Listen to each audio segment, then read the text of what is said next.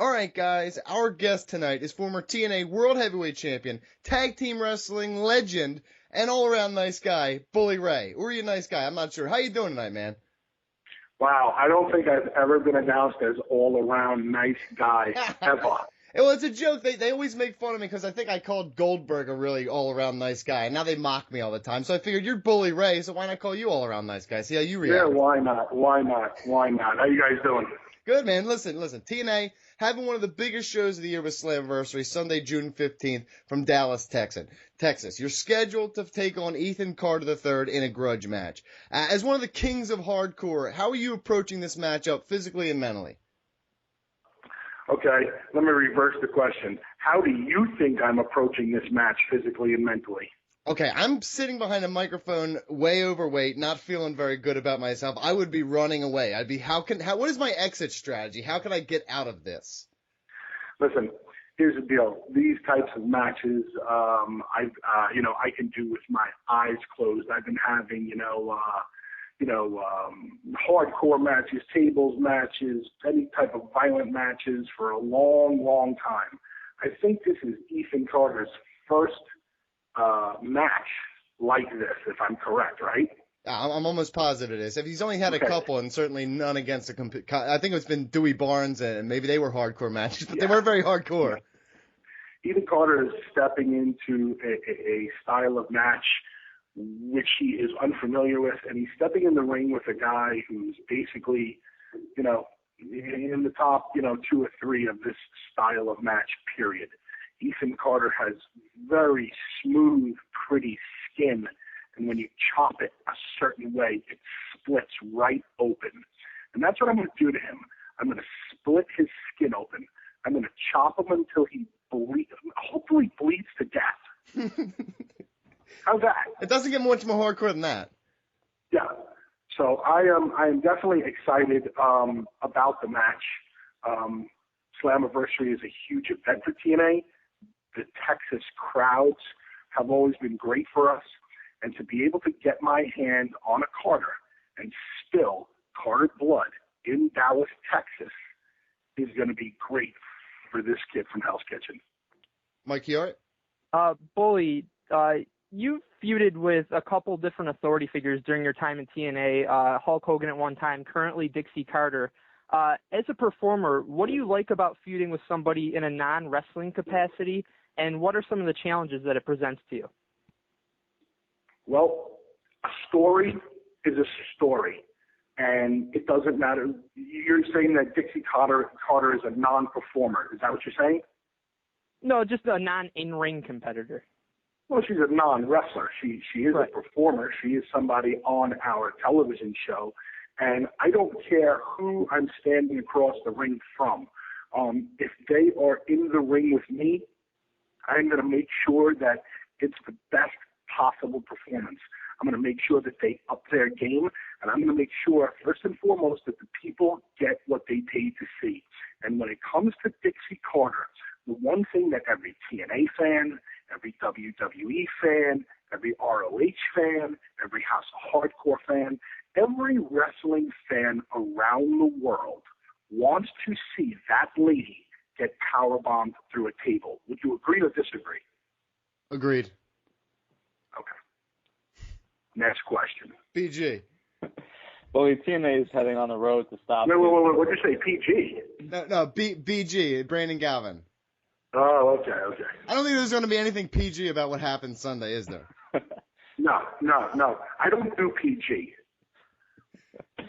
Yeah, boy, TNA is heading on the road to Pennsylvania. The last PG I did, her name is Paula Goldstein. I think I was in 11th grade. She wasn't that good.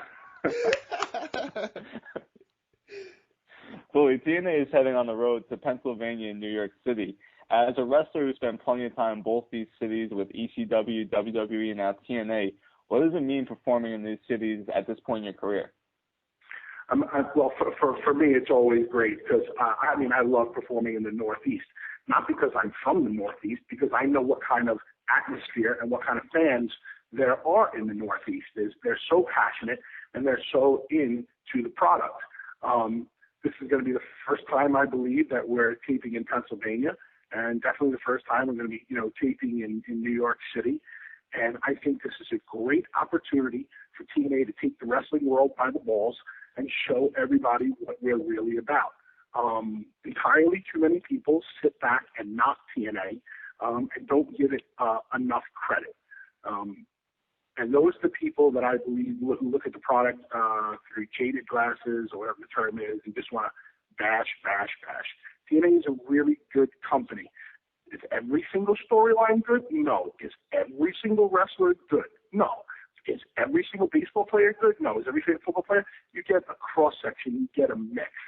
And I think TNA is the wrestlers are going to feed off of the Pennsylvania crowd. The wrestlers are going to feed off of the New York City crowds. And they're going to be some of the most top-notch performances you've ever seen. Okay, listen, I'm from Philadelphia. We were going to the House of Hardcore event. You were pulled from that event. There was some drama between Tommy Dreamer and Dixie Carter. There's word this could be carrying over as it goes into the upcoming stretch run of events. Do you think that I know your animosity with Dixie pretty much can't get any higher. Do you think there's any chance that Tommy Dreamer would get involved and help you with this angle?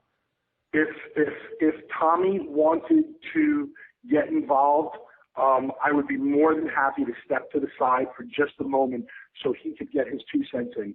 Because what she did, see, you guys sit back and you all say, oh, this is part of a wrestling story. Guys, I don't think you understand something. She pulled a scumbag move. More of a scumbag move than you people really, really know. I was booked in the main event 2 nights for my best friend's up-and-coming promotion, and then at the very last second got pulled off. And she pulled me off in a way where she could justify it, and contractually I could not sue her because she pulled me off for another TNA Spike event. She fucked me over. She fucked Tommy over. Most of all, she fucked the fans over. And it's a big deal. You hear the term, oh, this person crossed the line. Dixie Carter really crossed the line with this move and made it a lot more personal than a lot of people realize. Mike, you all right? Bully, you recently did an interview for Roddy Piper's podcast, Piper's Pit, and you mentioned on Chris Jericho's podcast that you've been a wrestling fan since you were a kid. So as a young wrestling fan, was Piper one of the guys you found yourself looking up to? And what was it like for you to get to sit down and talk to him? When I got the offer to sit down and talk to Roddy, I was genuinely excited because I don't know Roddy. And that's why I wanted to talk to him so much. Me and Chris, me and Jericho can sit down, it's just so easy. We're such good friends and just telling stories, but me and Roddy don't really know each other. So it's kind of like a feeling out period, I've never got the opportunity to go back and forth on a microphone, with Roddy Piper. So I jumped at the opportunity, and it was awesome. We had actually so much in common. I think he respected the fact that I knew so much of the old school history of the business, something that guys that come from, his day don't expect guys like me to know. But I pride myself in being like the last of the old school mentality. So sitting down with Roddy was great. We could have talked for hours. BG? Well, you've been in the business for more than 2 decades, but you continue to find ways to reinvent your in-ring work and your character. Where do you draw your inspiration from, and is there something you've wanted to add to your character that you haven't had the opportunity to do so yet? Oh, actually, my inspiration for the reinventing and always trying to come up with something new and different comes from the rock and roll world. Watching bands like Kiss and Motley Crue. Kiss and Motley Crue go out there every year and they're playing the same songs, right? But they always find a different way to present it to you, a different stage set, a different look, a different feel. And that's what I kind of go out there and do. I try to take the rock and roll approach to things. Whether I'm out there and people love me or whether I'm out there and people hate me, I try to go above and beyond. If people love me, I want them to name their firstborn child after me. And if people hate me, I want them, to slash my tires and, despise me to a whole new level. So I'm always thinking of new ways to do things and keeping myself, I'll always be passionate about the business, and I'll always be passionate about taking the fans on a roller coaster ride. So that's what keeps me going. All right, listen, you talked about how you talked to Roddy Piper about the history of the business. One of the coolest parts of the Slammiversary card this year is the fact that the Von Erich family will be involved. This is taking place in the heart of Von Erich country in Dallas, Fort Worth. Are you, as a wrestling fan, first and foremost, are you excited about this?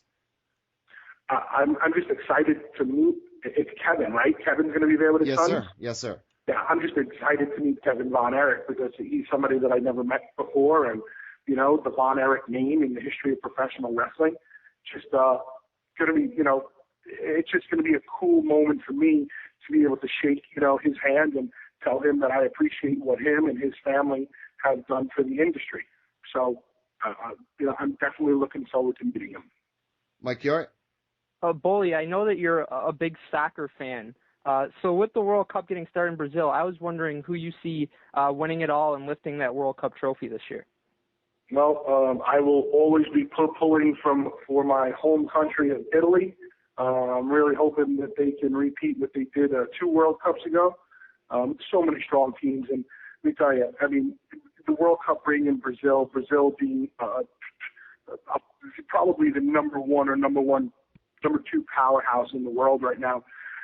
Argentina is also going to be very tough because, you know, Argentina is in South America, so it's always great when all these teams come together and they put the absolute best out there in the field. I love the World Cup.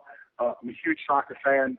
You know, Brazil, Argentina, Italy, Spain, Germany, just all these powerhouses coming together. It's going to be awesome.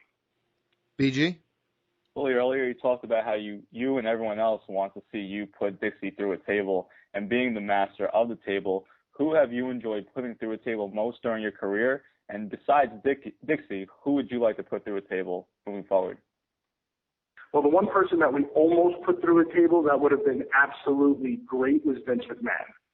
But it almost happened. We had him jacked up. We had him ready to go. But I believe Road Dogg and X-Pac stopped us from doing that. As far as enjoying putting one person more than the other, I guess people really love the Mae Young table bump the most. I don't know. You tell me. I put what's Kid Rock?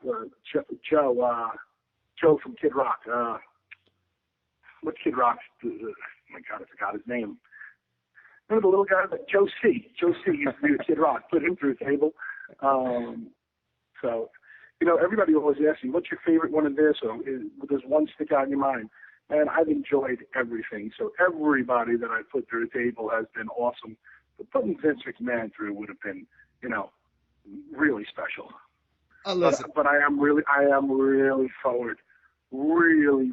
looking forward to jacking Dixie Carter up and putting her hard through the middle of that table. Taking liberties. What do you think she's going to feel it the next morning, Bully? Do I think that Dixie Carter is going to feel it the next morning? Yes. Amazing. See, listen, Slammiversary Sunday, June 15th. Bully Ray, thank you so much for coming on the show. Tell the fans where they can support you on Twitter or anywhere else. On Twitter, I am at RealBully5150. I am proud to say that all of my followers are legit. I don't buy followers like some people do. I don't know. That's about it. You can see me every Thursday night on Spike TV. And thanks for, I just hope all the fans come out and continue to support TNA, because I can tell you this. The wrestlers in TNA do not want to let the fans down. And the more the fans, support us, the better the shows are going to get.